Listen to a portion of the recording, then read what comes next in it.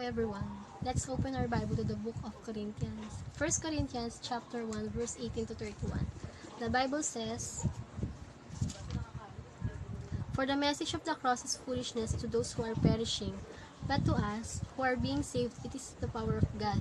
For it is written, I will destroy the wisdom of the wise. The intelligence of the intelligent I will frustrate. Where is the wise person?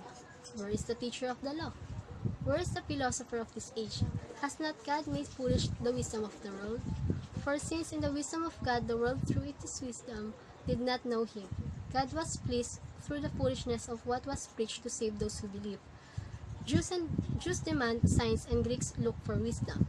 But we preach Christ crucified, a stumbling block to Jews and foolishness to Gentiles. But to those whom God has called, both Jews and Greeks, Christ the power of God and the wisdom of God." Verse 25. "For the foolishness of God is wiser than human wisdom, and the weakness of God is stronger than human strength. Brothers and sisters, think of what you were when you were called. Not many of you were wise by human standards. Not many were influential. Not many were of noble birth. But God chose the foolish things of the world to shame the wise. God chose the weak things of the world to shame the strong. God chose the lowly things of this world and the despised things, and the things that are not, to nullify the things that are, so that no one may boast before him. It is because of him that you are in Christ Jesus, who has become for us wisdom from God, that is our righteousness, holiness, and redemption. Therefore," verse 31, "as it is written, let the one who boasts, boast in the Lord." I entitled my short sermon, "As We Preach Christ Crucified." Ang bayan po ng Corinto ay isang bayan po ng maunlad, maganda, masagana, masasayang maganda, positibo, kaunlaran. Pero sa kabila at likod po nun, ang bayan po ng Corinto ay mayroon din pong immoralidad, may maraming relihiyon na umusbong sa salitang yun. Pero dito rin po ay marami rin po ang naging believer, nakakilala po at nanampalataya po sa ating Panginoon Jesus. May ibibigay po ako sa inyong 3 puntos po sa book po na ito. At doon po tayo magpo-focus po kung paano po ilahad ng ating Panginoon yung sarili niya mismo, kung paano niya ipakita na siya po yung karunungan, siya po yung wisdom and knowledge po ng lahat. Ang number 1 po and it is God's approval. Sa verse 21 po, sa 1 Corinthians verse 21. Sa Tagalog po, "Sapagkat ayon sa karunungan ng Diyos, hindi niya pinahintulutang siya'y makilala ng tao sa pamamagitan ng kanilang karunungan. Sa halip, minarapat niyang iligtas ang mga nagpapasakop sa Kanya sa pamamagitan ng magandang balita na aming ipinangaral, na sa tingin ng iba isang kahangalan." Pinapakita po dito ng Panginoon na even our wisdom and knowledge, siya pa rin po yung magbibigay po nito. Siya po yung magpupus po sa tulong po ng ating Banal na Espiritu Santo. Siya po yung makakapagbigay, makakapagpahintulot, siya po yung lahat ng kapahintulutan. Sa ating pong pahintulot, siya po yung lahat ng kapahintulutan. Sa ating pong preaching and teaching, halimbawa, dapat po nating ilagak sa kanyang lahat, i-acknowledge po siya sa lahat ng magiging ating sasambitin, sa ating magiging pag-iisip. Nang sa gayon po ay magampanan po natin ito ng maayos, ng maganda, hindi po para sa ating sarili, kundi para lang din po siya mag-glorify po. Ayon pa rin po sa kanyang kalooban. Tulad na lang din po sa personal ko po, hirap din po ako magsalita, pero po sa biyaya po ng Panginoon, sa online class po ito, pinapakita po dito ng Lord na kung paano po yung karunungan, limitado po talaga ang tao. Pero sa biyaya at habag po ng ating Panginoon, pinaparanas niya po, hindi lang po para maging Diyos, kundi para nag-initiate po siya upang makilala po natin siya. Sa kanya pa rin pong kalooban at kapahintulutan po. Number 2 po, yung the gospel itself. Sa verse 23 and verse 24 po ito makikita. Ngunit ang pinapangaral namin ay si Kristo na ipinako sa krus, na para sa mga Hudyo ay isang katitisuran at para sa mga Hintil ay isang kahangalan. Subalit, sa mga tinawag ng Diyos, which is believers, maging Hudyo, maging Griego, kahit sino ka pa man, si Kristo ang kapangyarihan at karunungan ng Diyos. Glory to God po. Dahil po yung mismong magandang balita, which is the good news, the gospel itself, was the wisdom of God. Pinapakita po dito na Panginoon na wala nang iba na hihigit sa Kanya. At makikita rin po natin to sa 40 verses po. Sa 40 verse po sa Book of John, chapter 1, verse 14.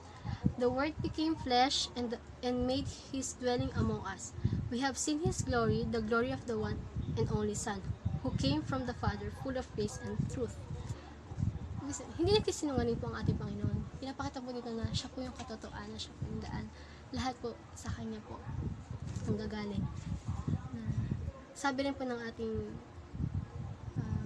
isa po sa ating scholar, si John Calvin, quote niya po, when the Bible speaks, God speaks.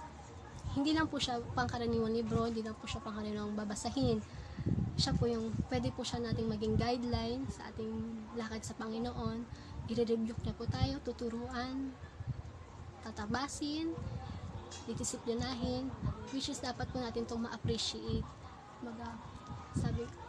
Sabi nga po, kung ikaw ay totoong isang Kristiyano, dapat yung perspective mo, hindi lang maging kagaya ng Diyos. Kasi kung kaya ka lang din ng Diyos, wala kang pinagkaiba sa mga mapagmataas na tao.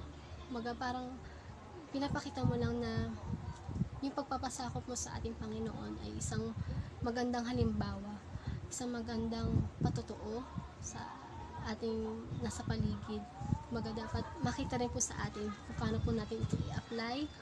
Hindi lang basta aral, hindi lang basta salita, hindi lang basta pagbibigay o pagkokomento, pagdedebate man ito.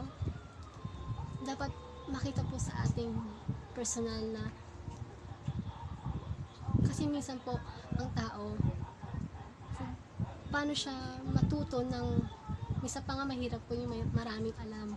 Marami kang alam sa Bible, marami kang alam sa salita ng Diyos, na hindi mo naman nagagampanan, hindi mo naman na-apply. Yun po yung worst thing po doon, na kung saan po dapat yung ating karunungan, ating nalalaman, dapat po inaayon pa rin po sa salita po ng ating Panginoon. And number 3 po, last po, yung humbleness before the cross. Ang number 1 po ay, ulitin ko lang, salita po ng ating Panginoon. And number 3 po, last po, yung humbleness before the cross. Ang number 1 po ay, ulitin ko lamang po, ang number 1 po ay, it is God's approval. Number 2, the gospel itself. Number 3 and last, humbleness before the cross. Sa verse 26 to 31 po ito.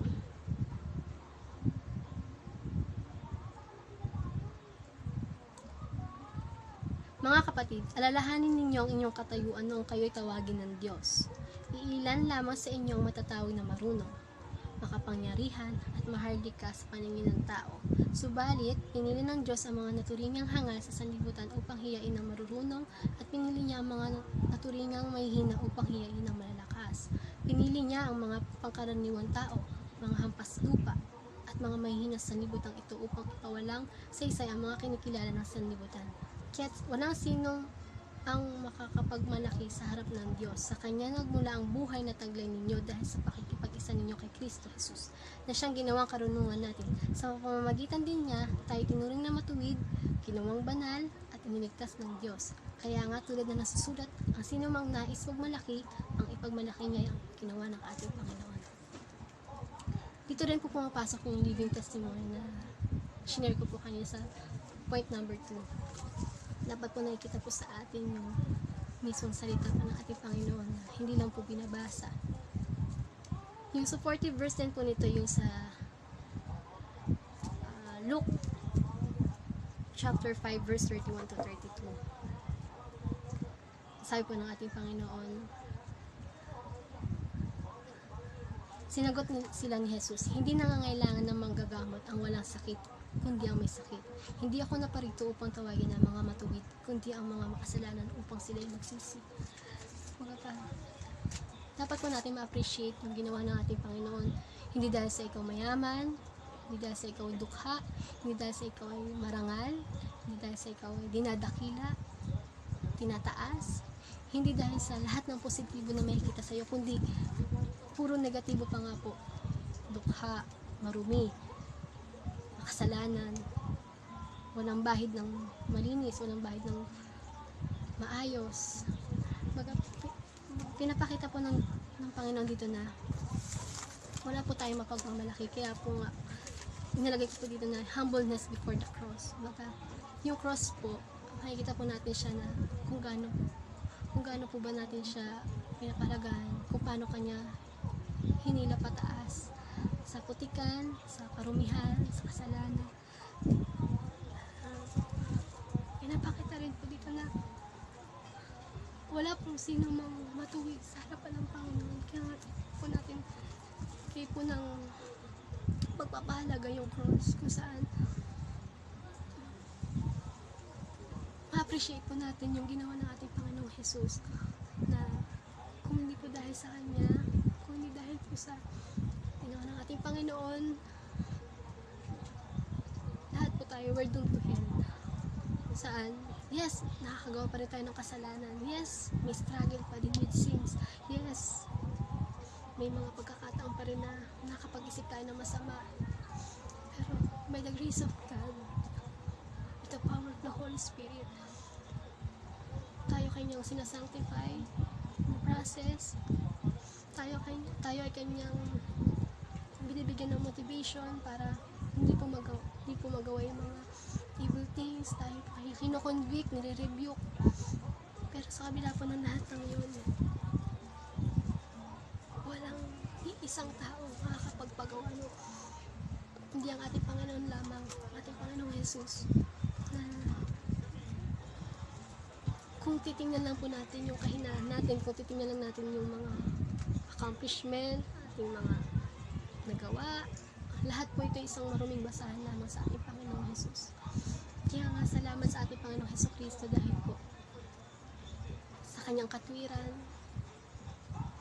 siya po yung nakikita ng ating Diyos Ama. Kasi dapat tayo lahat ng nandun sa cross, tayo yung nagka-suffer,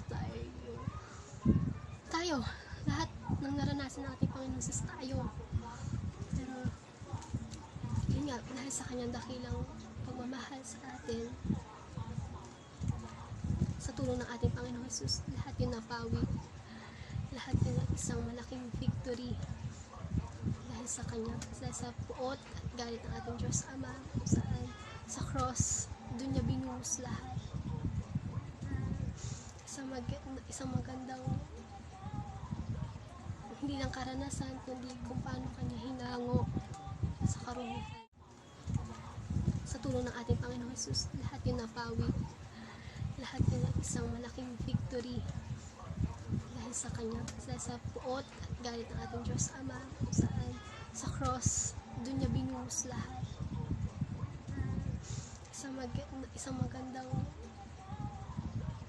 hindi lang karanasan, kundi kung paano kanya hinango sa karumihan.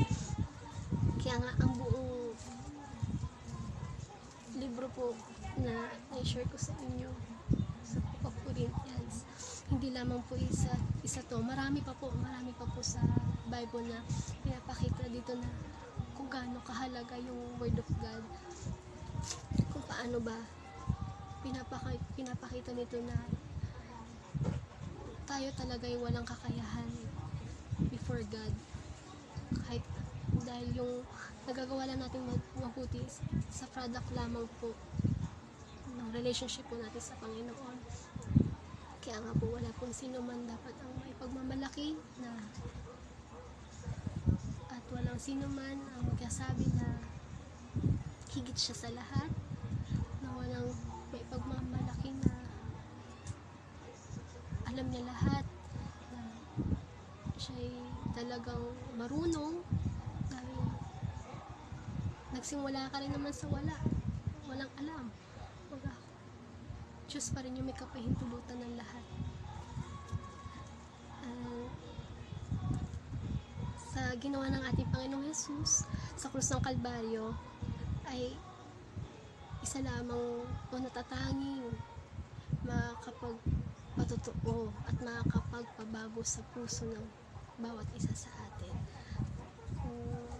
Kung may kapatiran man tayo na sa tingin mo hindi pa nababago, Diyos lang yung may kapahintulutan, siya lang mag-a-approve, siya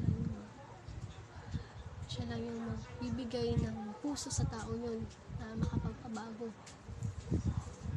At yun nga, dapat po natin rin i-share yung mabuting balita sa bawat isa, sa kaklase, sa kaibigan, sa kapitbahay, at hindi natin ito ikahiya. Dapat pa nga po, kung ano man yung magiging pride o magiging proud man tayo, sabi nga po sa pinakahuling salita ng 1 Corinthians, kaya nga tulad na nasusulat, ang sino mang nais magmalaki, ang ipagmalaki ngayon ang ginawa ng ating Panginoon. Ano ba yung ginawa ng ating Panginoon? Yun nga po, sa krus ng Kalbaryo, many years ago.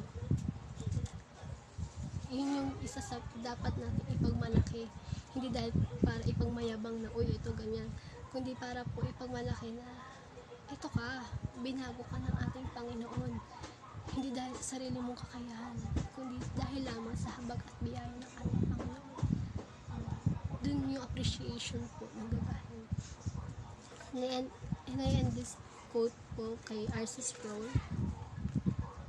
Sabi po dito, I pray with all my heart that God will awaken each one of us today to the sweetness, the loveliness, the glory of the gospel declared by Christ. Pinapakita po nito na yung prayer po din mahalaga sa buhay Kristiyano. Didepende lamang po tayo sa ating Panginoon, hindi sa sarili nating kakayahan. Didepende po tayo sa kanyang kapangyarihan, sa kanyang kaparaanan. Dahil kung tayo lang, wala, hindi po natin ito magagawa. And yung salita po ng Diyos talaga ay aktibo. Siya lang po yung makakapagbigay po sa atin ng kaisipan, ng karunungan. Sa tulong po ng ating Panginoon.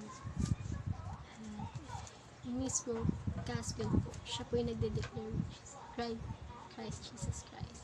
Siya po lahat. Yun lamang po, maraming salamat.